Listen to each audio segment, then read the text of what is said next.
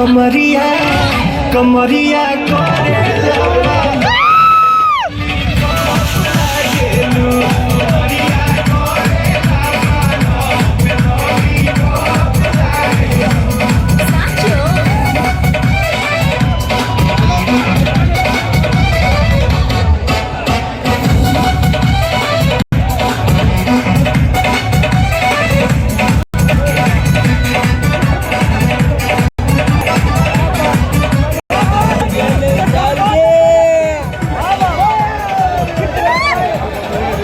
भाई कृष्णा बहुत डांस किया भाई, कॉन्ग्रेचुलेशंस।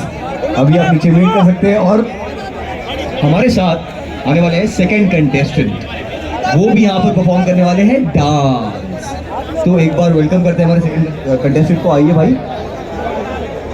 क्या नाम है इनका? अली।